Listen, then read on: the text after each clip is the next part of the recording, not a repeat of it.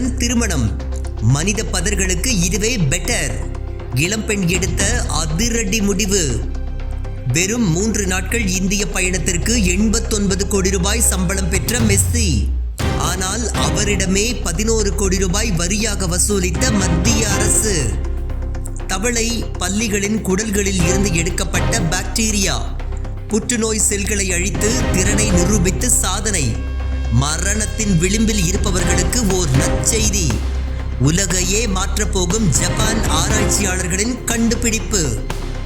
அந்தி மண்டலத்தில் தென்பட்ட 7 கை அதிசயம். கையையே ஆணுறுப்பாக பயன்படுத்தும் உயிரினம். ஆராய்ச்சியாளர்களை திகைப்பில் ஆழ்த்திய சம்பவம். 5000 கோடி ரூபாய் செலவில் உலக பணக்காரர்களின் முன்னிலையில் நடைபெற்ற அம்பானி குடும்ப திருமணத்திற்கே டஃப். உத்தரப்பிரதேசத்தில் பிச்சைக்கார மகான்கள் முன்னிலையில் நடத்தப்பட்ட திருமணம். சம்பவம் செய்த இளைஞர். நடந்தது என்ன? மகாத்மா காந்தி தேசிய ஊரக வேலைவாய்ப்பு திட்டம் ரத்து. அதே நாளில் மோடியுடன் தேநீர் விருந்தில் கலந்து கொண்ட பிரியங்கா காந்தி. பிரியங்கா காந்திக்கு கொஞ்சமாவது அரசியல் அறிவு இருக்கின்றதா? கொந்தளித்துள்ள இடதுசாரி எம்பி ஜான் பிரிட்டோ. நடந்தது என்ன?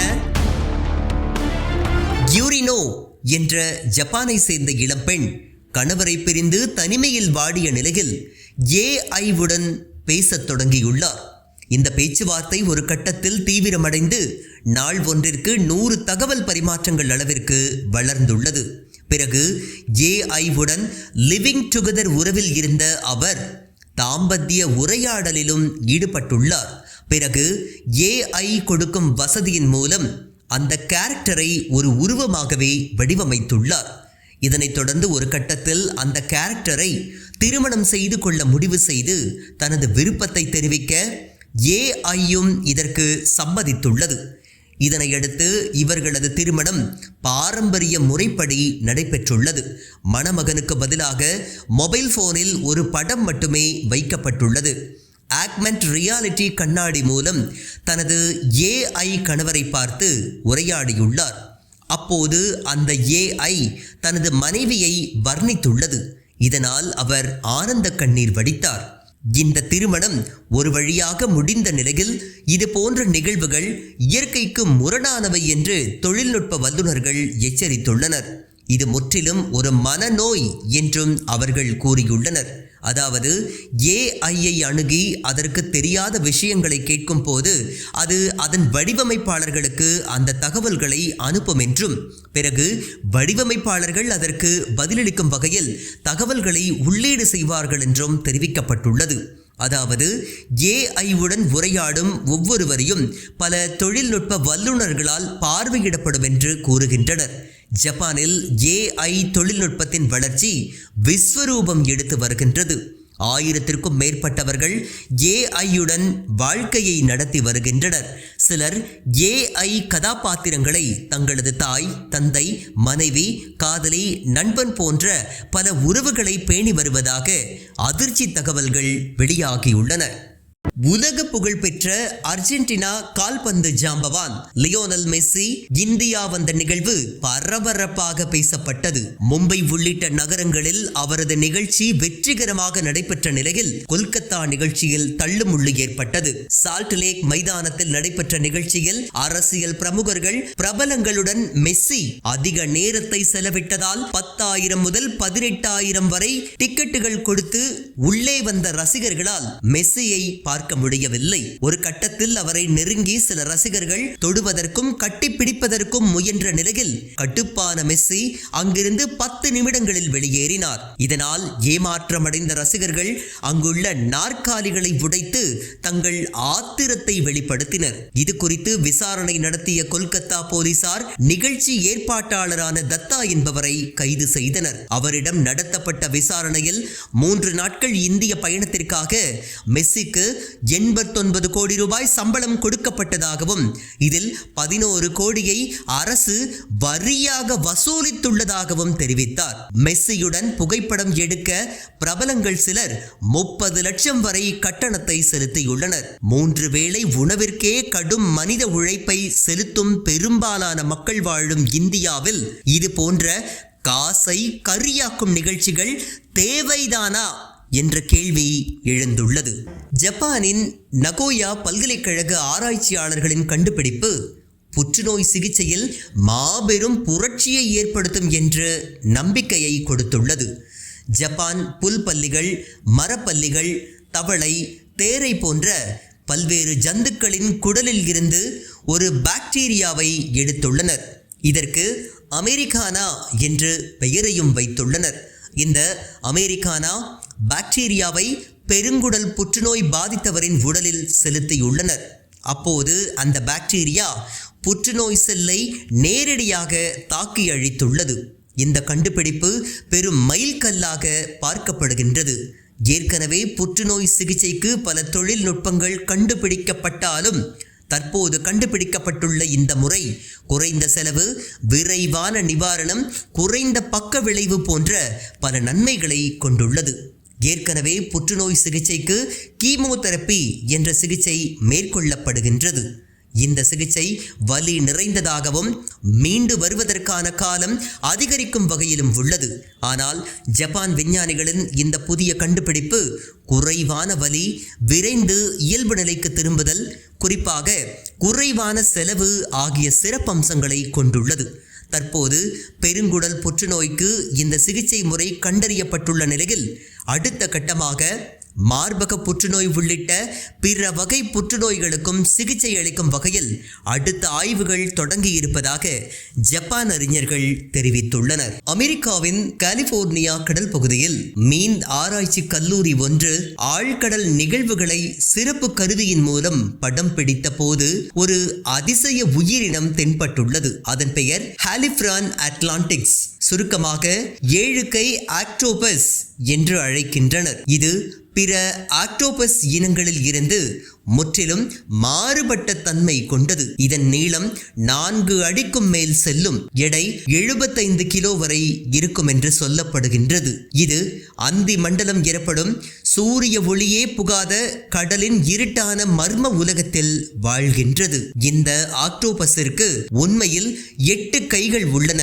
அதில் 7 கைகளை வெளிக்காட்டும் இந்த உயிரினம் ஒரு கையை பாலின சேர்க்கையின் போது பயன்படுத்துகின்றது. அதாவது அதன் 8வது கை ஆண் உறுப்பாக செயல்படுகின்றது. இந்த உயிரினம் 40 ஆண்டுகளில் இதற்கு முன்பு 3 முறை மனிதர்களின் கண்களில் தென்பட்டுள்ளது. தற்போது 4வது முறையாக கேமராவில் சிக்கியுள்ளது. இது ஜெல்லிமீன் ஒன்றை சாப்பிடும் போது படம் பிடிக்கப்பட்டுள்ளது. இந்த உயிரினத்தில் மனித சமூகத்திற்கு தேவைப்படும் பல மருந்துகள் உள்ளிட்ட அரிய விஷயங்கள் இருக்கலாம் என்பதால் இது போன்ற அரிய வகை உயிரினங்களை ஆராய்வது ஆராய்ச்சியாளர்களின் வாடிக்கை. இது குறித்து கூறியுள்ள அவர்கள், விண்வெளியை கூட போதுமான அளவு ஆய்வு செய்துவிட்டோம், தொடர்ந்து ஆய்வுகளையும் செய்து வருகின்றோம்.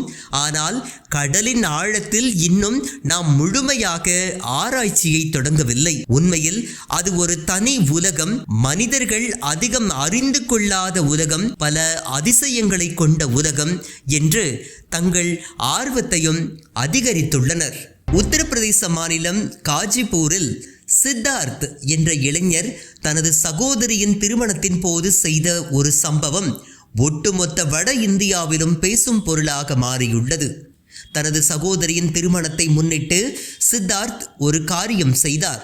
வாகனத்தை எடுத்துக்கொண்டு அந்த மாவட்டத்தில் உள்ள அனைத்து தர்மம் எடுப்பவர்களையும் திருமண பந்தலுக்கு அழைத்து வந்தார். அங்கு அவர்களுக்கு அறுசுவை விருந்து வழங்கப்பட்டதோடு ஆட்டம், பாட்டம், கொண்டாட்டம் என இசை நிகழ்ச்சி முதல் அனைத்து நிகழ்ச்சிகளிலும் அவர்களை பங்கேற்க செய்தார். மணமக்களை அழைத்து சென்று ஆசீர்வாதத்தையும் பெறச் செய்தார். இதனை திருமணத்திற்கு வந்தவர்கள் கண்ணிமை அசைக்காமல் பார்த்து ஆச்சரியத்தில் ஆழ்ந்தனர். சிலர் விமர்சிக்கவும் செய்தனர். ஆனால் அவர் எதையும் கண்டுகொள்வதாக இல்லை. இந்த நிகழ்வு குறித்த வீடியோ வைரலானதை தொடர்ந்து பலரும் சித்தார்த்தை பாராட்டியுள்ளனர். திருமணங்கள் என்றாலே பணக்காரர்களை அழைத்து பந்தாவாக நடைபெறும் நிகழ்வு என்பதை மாற்றும் வகையில் அந்த இளைஞர் இதனை சம்பவமாக செய்துள்ளார். ஆனந்த் அம்பானி திருமணத்தில் உலகம் முழுவதும் உள்ள பிரபல பணக்காரர்கள், நடிகர்கள், தொழிலதிபர்கள் கலந்து கொண்டனர். இதற்காக 5000 கோடி ரூபாய் செலவு செய்யப்பட்டது. இந்நிலையில் உத்தரப்பிரதேசம் காஜிபூரில் நடைபெற்ற இந்த திருமணம் சில லட்சங்களில் முடிந்துள்ளதோடு அம்பானி திருமணத்திற்கு இணையான விளம்பரத்தை வட இந்தியாவில் பெறச் செய்துள்ளது.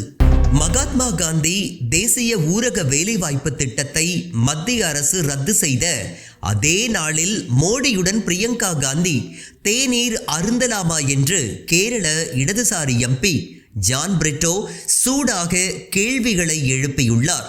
இது இந்தியா கூட்டணியில் பெரும் சலசலப்பை ஏற்படுத்தியுள்ளது. மகாத்மா காந்தி தேசிய ஊரக வேலைவாய்ப்பு திட்டத்தை ரத்து செய்ததோடு விபிஜி ராம்ஜி என்ற புதிய திட்டத்தை மத்திய அரசு அறிவித்துள்ளது. மகாத்மா காந்தி என்ற பெயர் நீக்கப்பட்டதோடு இந்த திட்டத்திற்கான முழுமையான நிதியினை வழங்காமல் 60% மட்டுமே புதிய திட்டத்தில் வழங்கப்பட உள்ளது. மீதம் உள்ள 40% மாநில அரசுகளே வழங்க வேண்டும். இது மாநில அரசுகள் மீதான பெரும் சுமையாக பார்க்கப்படுகின்றது. காரணம், ஏற்கனவே இது போன்ற பல திட்டங்களுக்கு போதிய நிதியை ஒதுக்க முடியாமல் மாநில அரசுகள் திணறி வருகின்றன. இந்நிலையில் இந்த புதிய திட்டத்திற்கு எதிர்க்கட்சிகள் கடும் எதிர்ப்பை பதிவு செய்து வருகின்றன. இந்த பரபரப்பான சூழ்நிலையில்தான் காங்கிரஸ் எம்பி பிரியங்கா காந்தி மோடியுடன் தேநீர் விருந்தில் கலந்து கொண்டு ஆச்சரியத்தை ஏற்படுத்தியுள்ளார். இதனை கண்டித்துள்ள இடதுசாரி எம்பி ஜான் பிரிட்டோ, இந்த விருந்தானது மோடியின் வெளிநாட்டு பயண வெற்றியை குறிக்கும் வகையில் நடத்தப்பட்டது. அப்படி மோடியின் வெளிநாட்டு பயணத்தில் என்ன வெற்றி கிடைத்தது? இந்த தேநீர் விருந்தை பிரதான எதிர்க்கட்சிகளான திரிணாமுல் காங்கிரஸ், திமுக, இடதுசாரிகள் புறக்கணித்தன. காங்கிரஸில் கூட நாடாளுமன்ற குழு தலைவர்கள், துணைத் தலைவர்கள் கலந்து கொள்ளவில்லை. காங்கிரஸ் நாடாளுமன்ற குழுவில் எந்த முக்கிய பொறுப்பையும் வகிக்காத பிரியங்கா காந்தி எதற்காக இந்த விருந்தில் கலந்து கொண்டார்? ஊரக வேலைவாய்ப்பு திட்டத்தின் அமைப்பையே மாற்றியதோடு மகாத்மா காந்தியின் பெயரையும் நீக்கியுள்ளனர். இது போன்ற சந்தர்ப்பத்தில் பிரியங்கா காந்தி இப்படி நடந்து கொண்டது ஏன் என்று அவர் கேள்வி எழுப்பியுள்ளார். இது இந்தியா கூட்டணியில் மீண்டும் சலசலப்பை ஏற்படுத்தியுள்ளது.